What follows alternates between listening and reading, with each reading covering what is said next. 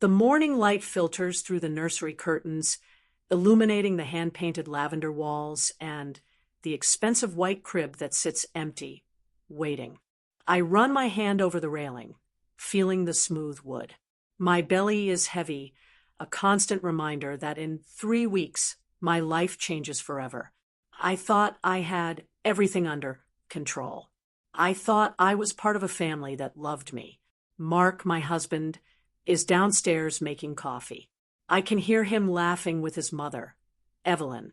She's been staying with us for 2 months now. To help, she says. But every time she enters a room, the air feels thinner. I tell myself I'm just being sensitive because of the pregnancy. I tell myself that her constant comments about my weight, my decor choices, and my lack of tradition are just her way of showing she cares. I walk down the stairs, my hand gripping the banister. The laughter stops the moment my foot hits the hardwood of the kitchen. Evelyn is standing by the island, holding a stack of leather-bound books. She looks at me with that tight, polished smile that never reaches her eyes. Mark looks away, focusing intensely on his mug. I feel a prickle of unease at the back of my neck. I trusted them to respect my boundaries. I trusted Mark when he said his mother would follow our lead. But the silence in the room is heavy with something they aren't telling me. Evelyn slides a piece of paper across the marble countertop. It's covered in elegant, looping calligraphy. At the top, it reads, "The Sterling family lineage." I look at it, confused. We've already picked a name. We decided on Leo, a name that honors my late father. It was the one thing I asked for. Mark agreed. He held my hand and cried when we chose it. Now, he won't even look at me. I pick up the paper, and my heart drops into my stomach. There, written in bold ink, is the name Bartholomew Alastair Sterling V. I look at Evelyn, then at Mark. What is this? My voice is steady, but my hands are shaking. Evelyn reaches out and pats my arm, her touch cold and clinical. "It's tradition, Clara," she says, her voice like honey poured over glass. "The firstborn son always carries the name.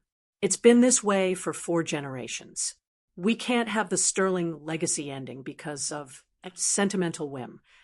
I look at Mark, waiting for him to defend me, waiting for him to tell her that we are the parents. He just sighs, rubbing the bridge of his nose. "Clara, maybe she has a point," Mark mutters. I feel like the floor is shifting beneath me. I felt invisible in my own kitchen, standing between the man I love and the woman who wants to own him.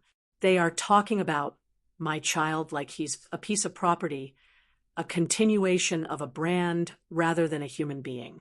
I realized then that this isn't a suggestion. It's a takeover. That was the moment everything changed. The next 2 weeks are a blur of gaslighting and subtle cruelty. Evelyn doesn't just suggest the name anymore. She uses it.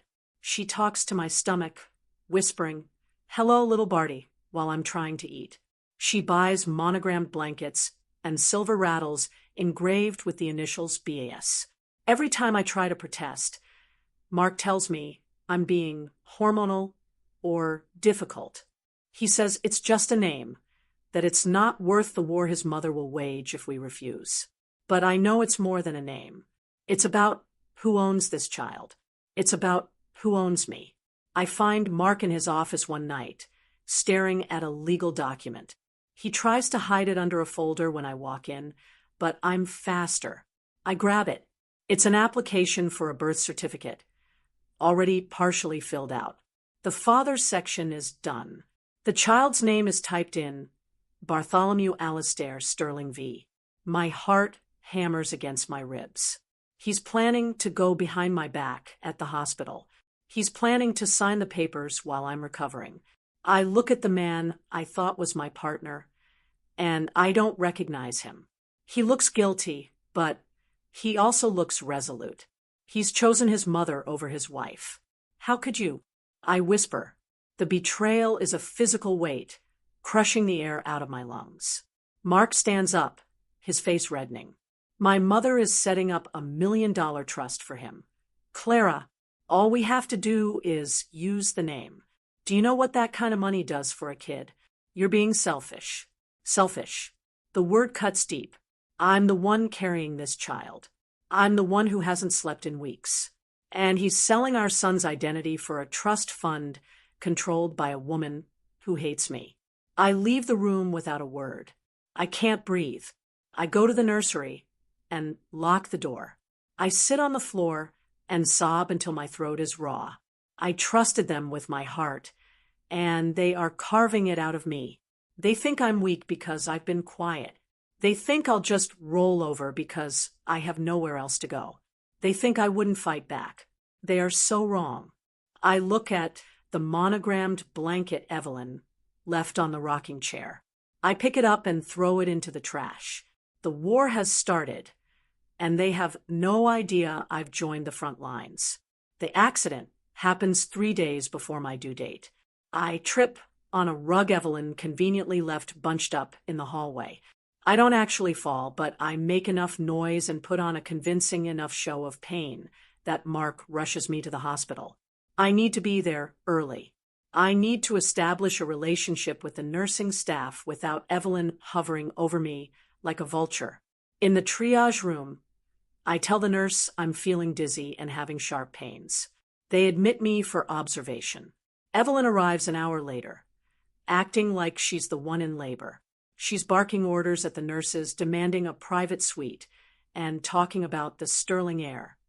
I lie in the bed, eyes closed, pretending to be exhausted. I hear her whispering to Mark in the corner.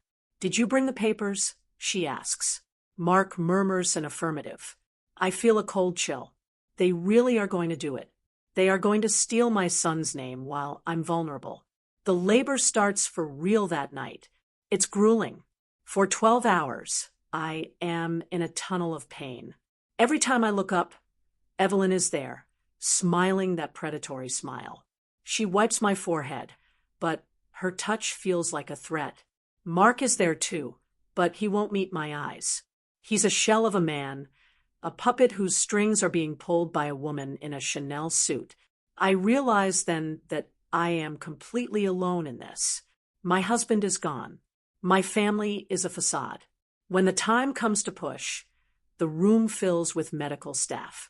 Evelyn tries to stay, but the doctor finally kicks her out. I see the flash of fury on her face as she's ushered behind the curtain. It's the first victory I've had in months, but it's short-lived. As soon as my beautiful boy is born, as soon as I see his face and hear his first cry, Mark is already looking at the door, looking for his mother. He doesn't even hold the baby first. He lets the nurse take him, then slips out to find Evelyn. I'm left in the room, bleeding and exhausted, while they celebrate their legacy in the hallway. A nurse comes in to help me clean up. She's older, with kind eyes and a badge that says Maria.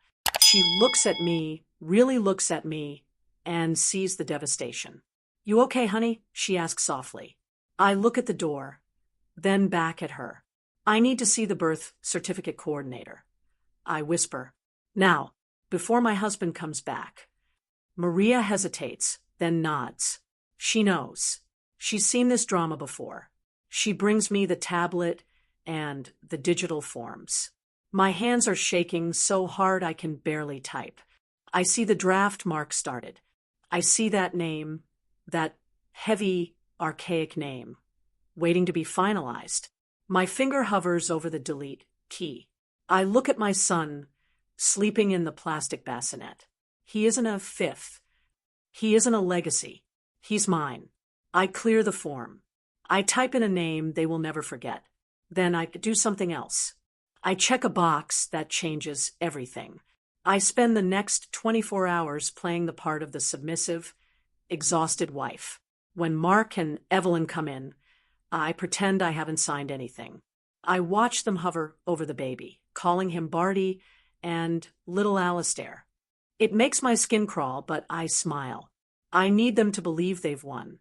If they suspect anything, they'll call their lawyers before I can get out of here. Evelyn is already planning the christening of the century. She's on her phone in my hospital room, ordering catering and inviting people I've never met. We'll have the sterling crest on the invitations, she chirps. Mark sits by my side, looking relieved that I'm not fighting anymore. He thinks he's managed to keep the peace. He thinks he's bought my silence with a few nice words and a push present. I'm so glad you saw reason, Clara, Mark says, kissing my hand. I feel a wave of revulsion. So strong, I almost gag. Family is the most important thing. I look at him and nod slowly. You're right, Mark. Family is everything. And I've realized who my family really is. He smiles, thinking I mean him and his mother. He has no idea that in my mind he's already a stranger. I wait until the discharge papers are signed.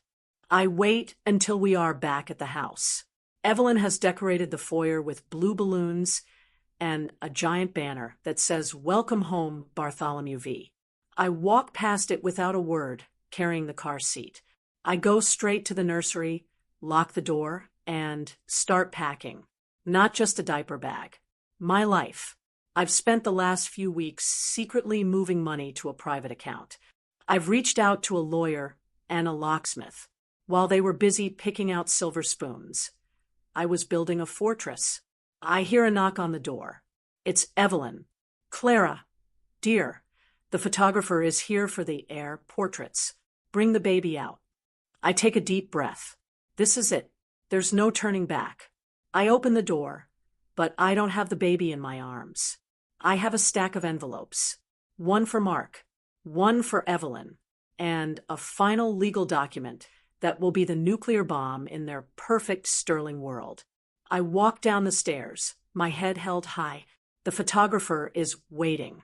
Evelyn is posing by the banner. Mark is holding a glass of champagne. They look like a picture of old money success. I have a gift for you both, I say, my voice ringing out through the house. I hand the envelopes to them. Evelyn frowns, opening hers with a manicured nail. Mark looks at me, confused. I watch their faces as they read. I watch the color drain from Evelyn's cheeks.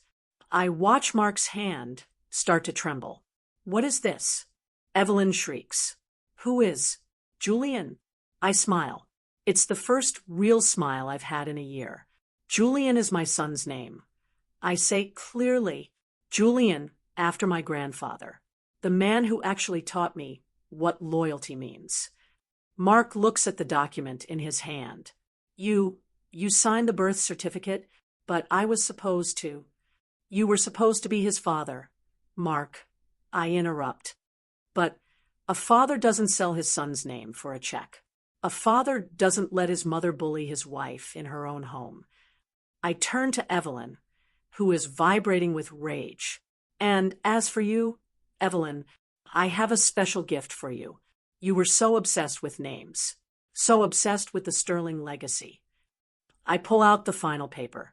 It's a copy of a legal name change petition. I filed it the same day I went into the hospital. Since you love the name Bartholomew Alastair Sterling V so much, I thought someone in this family should actually use it. But it won't be my son. And since you're so fond of tradition, I've decided to start a new one. I look her dead in the eye. I've filed for divorce, Mark, and I've already moved my things. But before I go, I wanted you to know that I didn't just name the baby Julian. I legally changed my own last name back to my maiden name, and I've listed myself as the sole guardian on the hospital records based on the evidence of emotional abuse I've been documenting for months. The room goes silent. The photographer awkwardly lowers his camera. Evelyn looks like she's about to have a stroke. You can't do this, she screams. We are the Sterlings. I walk toward the door, where my brother is already waiting in the driveway with his truck. You were the Sterlings, I say, pausing at the threshold. But from now on, you're just a woman with a lot of expensive furniture and no one to inherit it. You tried to name my baby to keep your power. So I gave myself a new name to take mine back. I am no longer a Sterling. I am Clara Vance. And this is the last time you will ever see me or my son. I walk out the door and don't look back. The "Welcome home" banner fluttered in the wind as I pulled out of the driveway. My son, Julian, is sleeping peacefully in the back. I feel a lightness in my chest that I haven't felt in years. The betrayal was deep, and the road ahead will be hard, but for the first time, I can breathe. Sometimes losing your family is the price of finding yourself.